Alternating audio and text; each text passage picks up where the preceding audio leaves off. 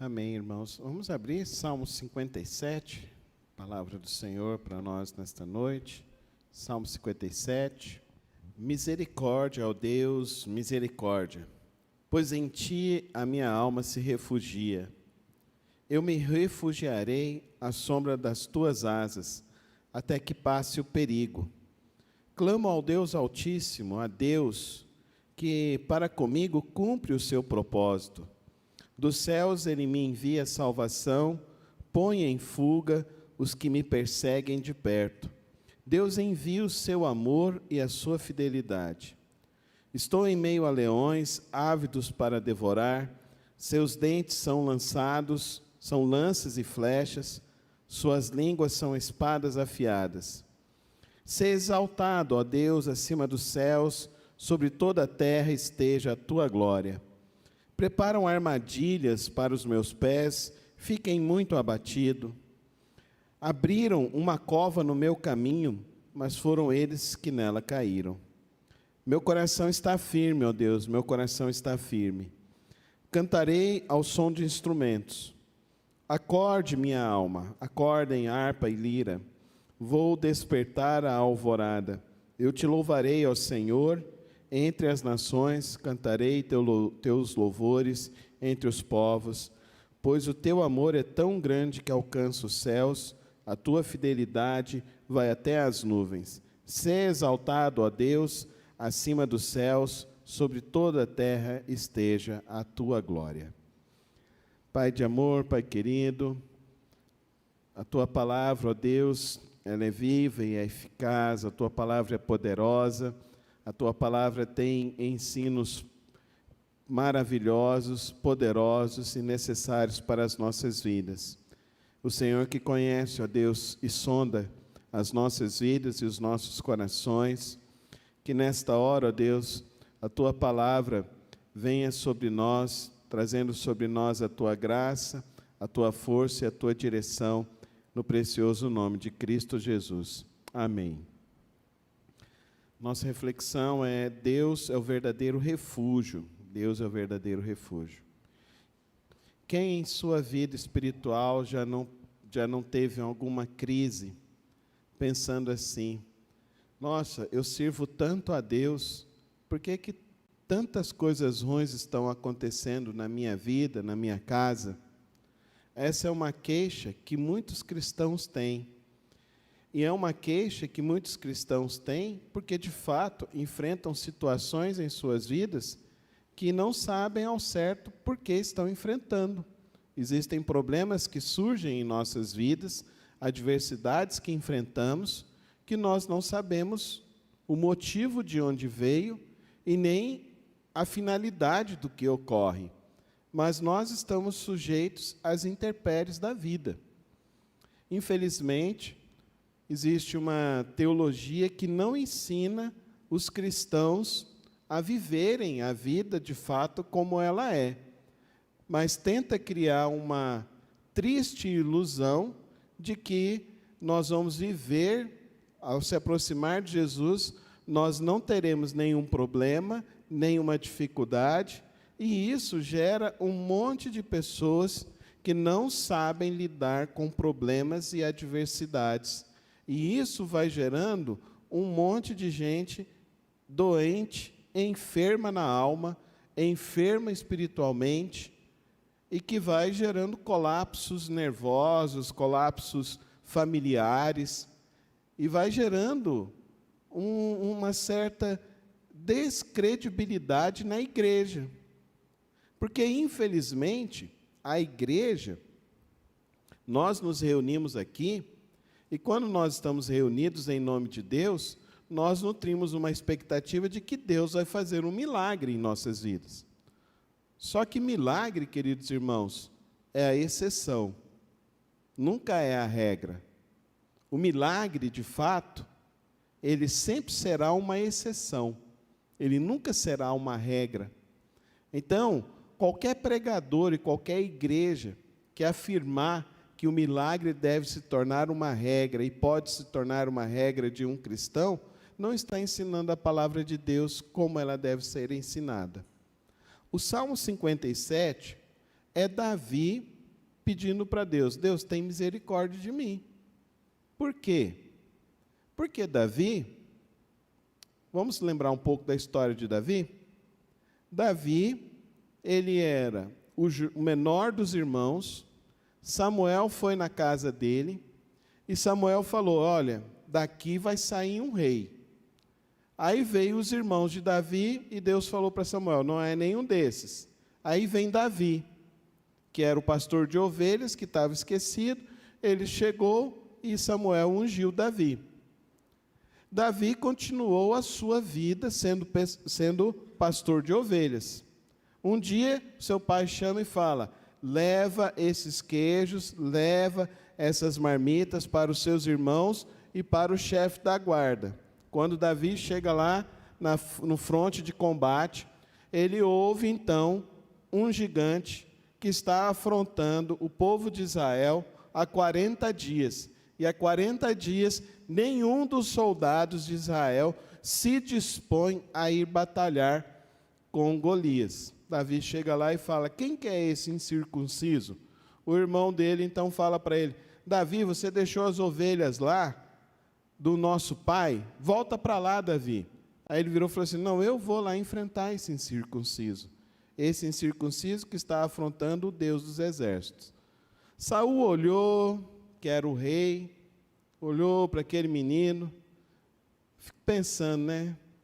Nossa, o que nós vamos fazer com esse menino? Ele está querendo ir, vamos deixar aí, vai ser um a menos, né? Mas vai morrer lá, não vai ter problema.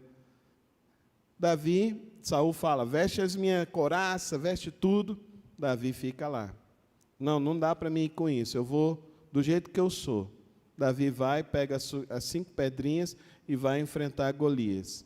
Na primeira, ele acerta a testa de Golias, Golias morre, Davi vai, corta a cabeça de Golias, e assim ele vence a batalha. Aí Saul então chama Davi então para ser o quê? Para ser o seu ajudante. Então ele não era soldado, ele não pertencia ao exército, mas ele era o ajudante de Saul. Saul tinha alguns problemas, a gente não sabe se ele era epilético, se ele sofria de nervosismo, se ele era uma pessoa que tinha algum tipo de problema de nervosismo, mas Davi pegava a sua harpa, cantava para Saul e Saul se acalmava. Teve uma batalha então que Davi se coloca junto para guerrear, e Davi nessa batalha ele mata mais de 100 soldados. E todos então começam a falar que Davi se torna então um grande soldado. E ele não era nada mais além disso. Ele foi de abelhudo, ele chega lá, se enfia naquele negócio de novo, vence, mata mais de 100, e aí Saul então coloca ele agora como um general agora, e agora ele está como general, mas quando Saul passa mal, ele manda chamar Davi para que Davi cante para ele. Saul gostava de Davi. Saul começou a confiar em Davi. Essa foi a história por 7 anos na vida de Saul e Davi. Numa batalha contra os filisteus novamente, Davi volta e Davi vence a batalha, e o povo começa a cantar: Saul venceu 1000, Davi venceu 10.000. E aí Saul, ele se enche de ira, de cólera, e começa então a perseguir Davi. E Davi não fez nada de errado na sua vida. Ele cumpriu tudo o que Saul pediu para que ele fizesse. Ele cumpriu tudo para o que o seu pai pediu para que ele fizesse. Ele cumpriu tudo que o profeta disse para que ele fizesse. Saul então começa a perseguir Davi. E Davi agora ele é perseguido. E Saul então manda chamar o quê? Aqueles 100 melhores soldados dele, para perseguir Davi e para matar Davi. Davi então está fugindo. Essa é o enredo do Salmo 57. E Davi então, ele chega na crise que muitos crentes passam. Senhor, o que eu fiz de errado para passar esse sufoco que eu estou passando. O que eu fiz de errado, Senhor? O Senhor pediu para me servir, eu fiz. O Senhor pediu para me te buscar, eu busquei. O Senhor pediu para me fazer as coisas certas, eu fiz. Então, Deus, tem misericórdia. Olha a expressão, misericórdia, misericórdia. Então, ele está dizendo para Deus que ele não está suportando esse momento que ele está atravessando na vida dele. Momento de perseguição, momento que ele está isolado, ele está se escondendo no meio no meio do deserto, ele está nas cavernas. Olha como que ele diz aonde ele está. Aonde ele está? Verso 4, ele diz, olha como que Davi se sente. Estou no meio a leões. Irmão, você já pensou você ficar no meio de leões? Então ele está dizendo o quê? Ele está dizendo que, olha, quem está do meu lado aqui querendo me perseguir, é bom na guerra. É bom caçador. Então eu estou no meio de leões, ávidos para me devorar. Olha como que ele está dizendo. A batalha que ele está enfrentando. Tem leão para tudo quanto é lado. Eu sinto e pressinto. Seus dentes são lanças e flechas. Suas línguas são espadas afiadas. Eu não sei qual é a luta que você enfrenta. Qual é a batalha que você enfrenta. Talvez você está até hoje nessa crise com Deus e falando, Senhor, eu estou fazendo tudo certo, mas está tudo dando errado. Senhor, eu estou te buscando, eu estou sendo fiel, mas nada está fluindo. Olha o verso 6. Preparam armadilhas para os meus pés, fiquei muito abatido, abriram uma cova no meu caminho, mas foram eles que caíram nela. E olha aqui então, Davi nos traz alguns lampejos para entendermos como enfrentar lutas e dificuldades. A primeira delas, queridos irmãos, muitas das vezes nós não vamos saber o motivo da batalha a qual estamos enfrentando. E isso não deve roubar a sua fé, diminuir a sua confiança em Deus. Davi, ele busca a Deus e confia no Senhor. Tem misericórdia de mim, pois a minha alma se refugia em quem? Ele não se refugia na experiência que ele teve. Ele não se refugia, presta muita atenção nisso aqui, igreja. Ele não se refugia na vida espiritual que ele teve. Senhor, eu estava orando, eu estava jejuando, eu estava contribuindo, estava servindo na tua casa. Ele não se refugia nisso. Ele se refugia em Deus. Amém, irmãos? Isso é um segredo muito importante, espiritual, para mim e para você. Porque nós precisamos aprender a buscar a Deus pelo que Ele é, e não pelas coisas que Ele faz. Amém? Buscar a Deus pelo que Ele é. E Davi está buscando a Deus pelo que Ele é, e não pelas coisas que Ele fez a Deus. Davi não está barganhando com Deus. Davi não barganha com Deus. Ele teve uma experiência tão profunda com Deus, que ele sabe que o único lugar nessa vida para se refugiar e experimentar um pouco de paz e alegria é no Senhor, o nosso Deus. Amém, irmãos? Então ele se refugia. Eu me refugiarei à sombra das tuas asas até que passe o perigo. E ele diz, então eu clamo a Deus que para comigo cumpre o seu propósito. Ele não tem dúvida do propósito de Deus. Não tem dúvida do propósito de Deus. Você já duvidou do propósito de Deus, irmão? Não duvide. Não duvide do propósito de Deus. Confia no Senhor. Confia no Senhor. E olha o que ele diz ainda mais. Dos céus ele me envia a salvação. Deus envia o seu amor e a sua fidelidade. Ele conhece a Deus profundamente. Ele conhece a Deus e ele sabe que só pode se refugiar em Deus. Eu e você só temos um lugar para refugiar nossa alma, é no Senhor, o nosso Deus. Amém, irmãos? É no Senhor, o nosso Deus. Não são nas pessoas que estão no nosso lado, não é na igreja, não é nas boas obras, não é na nossa vivência espiritual, é em Deus. Conheça a Deus, queira conhecer Deus, queira ter experiências com Deus, queira mergulhar no Senhor, queira desfrutar da presença santa do Senhor, queira mergulhar no amor de Deus e na fidelidade do Senhor. Hoje eu li um texto do pastor Ricardo Gondim, não sei quantos conhecem ele, mas eu conheci o pastor Ricardo Gondim e eu me lembro, no ano de 1993, uma pregação do pastor Ricardo Gondim em Marcos capítulo 7.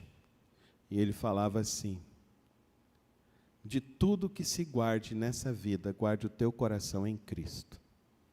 Essa palavra marcou minha vida. Sabe quando uma palavra chega assim, entra na tua alma e fala para você, olha, de tudo que você tem para guardar, guarda o teu coração em Cristo Jesus. Hoje, passado quase 30 anos, eu hoje vi a foto dele no Facebook, li o texto dele e eu pensei, nem ele seguiu os conselhos que ele dava, que ele deu. Eu fiquei meio triste por isso. Eu vi nos comentários, rede social, uma coisa complicada, né, gente? Eu não sei o que ele está passando, mas me parece que ele está no tratamento de câncer. Mas eu coloquei essa palavra que eu ouvi, falei para ele, eu te ouvi dia tal, 1993, tal palavra. E aí você deu essa palavra, e essa palavra gravou no meu coração e segue até hoje, e espero segui-la até o fim. Estarei orando pelo Senhor, querido pastor. Mas o texto dele revela que, ao longo da jornada dele, ele deixou de confiar em Deus. Ele deixou de se refugiar em Deus. Ele deixou de descansar nesse Deus que tem propósito. Ele deixou se contaminar pela própria estultícia da vida. Eu acho que isso é um grande problema hoje em dia. A estultícia do nosso coração. A nossa sede de tantas e tantas coisas, e a gente se esquece que a principal sede é sede de Deus, amém, irmãos? Sede de Deus. A gente precisa ter fome e sede de Deus. É isso que Davi está dizendo para mim e para você. Olha, eu não estou entendendo o que está acontecendo. Eu fiz tudo certo. Cumpri tudo que tinha para fazer, mas as coisas não estão boas, estão difíceis, estão me cercando de tudo quanto é lado, estão fazendo armadilhas de tudo quanto é lado, estão me perseguindo e tentando me derrubar, estão me perseguindo e tentando me destruir, estão me perseguindo e tentando gerar até a morte da minha alma e a minha morte física. Mas Davi escolhe se refugiar no único refúgio para a alma humana, que é o Deus Todo-Poderoso. Amém, irmãos? Refugie a sua alma em Deus, Ele é o verdadeiro refúgio. Busque conhecer esse amor de Deus, busque experimentar essa fidelidade de Deus. Davi conheceu, experimentou, está guardando isso. Agora, o texto nos fala também de duas maneiras de enxergar a vida. E Davi aqui nos mostra o seguinte: não tape o sol com a peneira. Está ruim, está difícil, está complicado. Ele está falando isso para a gente. Está ruim, está difícil, está complicado. Então enxergue a vida como ela é. Como que a sua vida está hoje? Não está boa? Não está tudo aquilo que você planejou? Não está tudo aquilo que você está vivendo? Enxergue isso. Diz o que de fato está acontecendo na tua vida. Essa é a maneira de se olhar a vida. Uma vez um amigo meu falou para mim assim: mas parece que você não tem muita fé, Carlos. Eu virei e falei assim: não, porque eu aprendi na vida cristã, principalmente com Jesus, a enxergar a vida como ela é. E Jesus, ele enxergava a vida como ela é. E Jesus não tampava o sol com a peneira. E ele falava o que tinha que ser e como que era. Quando ele encontra com a mulher samaritana, o que ele fala para a mulher samaritana? Ele fala, ó, esse que você está morando aí não é seu marido. Ele não está ali tampando o sol com a peneira. Quando eles trazem a mulher adúltera para ele, o que ele fala? Quem não tem pecado que atire a primeira pedra. Daí ele olha para ela e fala, cadê os teus acusadores?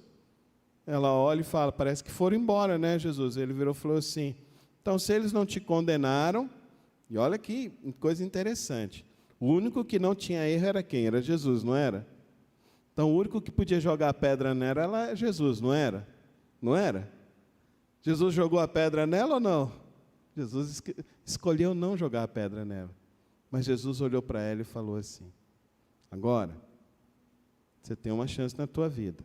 Vá e não caia nos mesmos erros. Não caia nos mesmos erros. Então Jesus olha para a vida e vê como ela é. Então eu aprendi que realismo é uma coisa muito importante. Principalmente nesse tempo de fake news, nesse tempo de mentira, de rede social, nesse tempo de evangelho de mentira, gente. Porque o que está sendo pregado aí é um evangelho de mentira. Não é um evangelho da palavra. Quando as pessoas me falam assim, eu vim aqui, ouvi, e o senhor prega a palavra mesmo. Eu fico triste. Porque eu queria que tivesse as 5.500 igrejas que tem aqui em Goiânia, na Grande Goiânia, que todas elas pregassem o evangelho verdadeiro. Porque você imagina o poder que isso ia gerar, gente. Imagina isso. Ou ia esvaziar, né? Porque geralmente as pessoas não querem ouvir muita verdade. As pessoas gostam mais da mentira, infelizmente. Então ele olha, ele não está criando maquiagem diante do que está vivendo. Agora, a segunda perspectiva dele. Veja o verso 7, 8, 9 e 10. Veja a segunda perspectiva do olhar de Davi. Meu coração está firme, ó Deus, meu coração está firme. Cantarei ao som de instrumentos. O que ele está dizendo?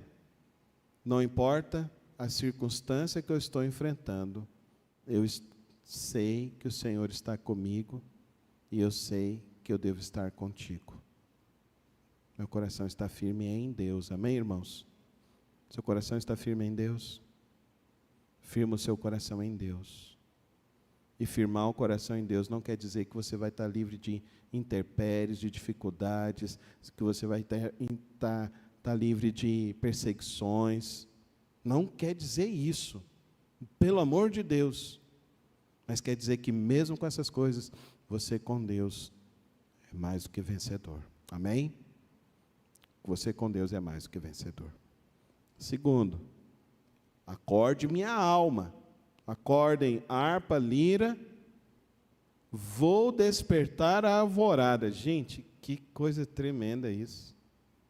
Olha o olhar desse homem. Olha o olhar desse homem. Como é que você está? Como é que vai ser quinta-feira para você? É quinta-feira. O feriado podia esticar até sábado. Ou você está como Davi?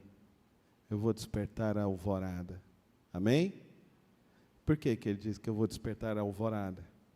Eu te louvarei, ó Senhor, entre as nações. Amém? Amém? O que ele está dizendo para mim e para você? Deus está no controle. Sabe aquela história? O amanhã a Deus pertence? É verdade. Deus está no controle. Fala comigo, Deus está no controle. Então, se você olha para o seu amanhã e você sabe que Deus está no controle, se motiva, creia, faça como Davi. Se amanhã tiver um Golias, você vai vencer ele com a pedrinha, amém, irmãos? Amém? Se amanhã os chacais estiverem te circulando, se amanhã eles armarem uma emboscada para você, Deus fará com que você passe ileso no meio dos chacais, amém? É isso que Davi fez com Davi, é isso que Deus fez com Davi. ele continua. Cantarei teus louvores entre os povos. O que ele está dizendo para mim e para você? Não é só que Deus está no controle. Ele está dizendo também que Deus pode agir de uma maneira sobrenatural tão grande, tão poderosa, que fará com que as pessoas se ajoelhem e o adorem. Amém, irmãos? Abraham Lincoln falava assim: o melhor caminho para destruir os seus inimigos é você torná-los seus amigos. Olha que sabedoria. Por isso que foi o maior presidente dos Estados Unidos. Foi o maior presidente dos Estados Unidos. Por quê? Porque nós, como cristãos, nós temos um dom que vem do Senhor, nós temos uma sabedoria que vem de Deus, uma graça maravilhosa que vem do Senhor. Olha que graça maravilhosa é essa de Davi. Ele não está olhando para amanhã e pensando: nossa, aqueles caras vão me encontrar ali na saída dessa catacumba que eu estou aqui, dessa caverna. Para onde que eu vou? Oh, meu Deus! Para onde que eu vou? Será que eu vou ter o que comer? Será que eu vou ter o que vestir? Não, queridos. Ele está dizendo o seguinte: amanhã eu vou louvar a Deus. Amém? Amém? Então, duas maneiras de enxergar a vida. No presente, realidade, não esconde. Mas no futuro, nas mãos de Deus. Amém, irmãos? O meu amanhã e o seu amanhã precisa estar nas mãos de Deus. É o melhor lugar que tem para você deixar o seu futuro, nas mãos de Deus. Pois o teu amor é tão grande, alcança os céus, a tua fidelidade vai até as nuvens.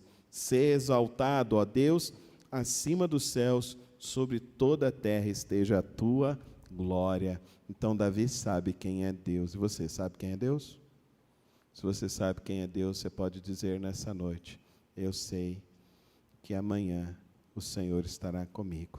E Ele, na minha vida, eu serei mais do que vencedor. Amém? O cristão vive pela fé em Deus, pela sua convicção no Senhor, por uma crença profunda e verdadeira de que amanhã Deus estará com ele. Mas ele olha para a vida e não fica criando falsas expectativas, ilusões, uma vida de faz de conta ou uma vida de fake news. Não. Ele olha para a sua vida, enxerga e ele percebe tudo o que aconteceu. Queridos, vocês perceberam que nesses 7 últimos salmos, nós estamos vendo Davi praticamente falando quase as mesmas coisas? Nós estamos vendo Davi agindo quase sempre da mesma maneira? Desde o Salmo 51, que ele fala: Pai, pequei contra ti, somente contra ti eu pequei. No 52 ele disse: Senhor, eles estão ao redor tentando me destruir. Olha que coisa interessante. Essa sequência desses salmos, ele justamente falando dessas perseguições, e culmina agora no Salmo 57, dizendo para mim e para você, que o único refúgio para a alma humana é o Senhor, o nosso Deus. E se refugiando nele, não quer dizer que não teremos dificuldades, mas quer dizer que em meio às dificuldades, nós temos um Deus que estará conosco, porque Ele é fiel e o amor dEle não tem fim. O amor dEle não tem fim, não tem limites. O amor de Deus não tem limites. E que não importa quão bom você seja e quão bom você faça as suas coisas, se surgir uma luta, coloca a sua vida nas mãos de Deus e confia nele. Mesmo se os leões estiverem do seu lado, os chacais tentando te destruir e tentando armar coisas para te derrubarem, coloca a tua vida nas mãos do Senhor, do Todo-Poderoso, e olha para o futuro. O que Davi diz para mim e para você? Os povos vão adorar a Deus. Amém? Você crê nisso? Eu creio assim. Eu creio. Os povos vão adorar a Deus. Querido irmão e querida irmã, eu queria encerrar essa noite falando de um testemunho.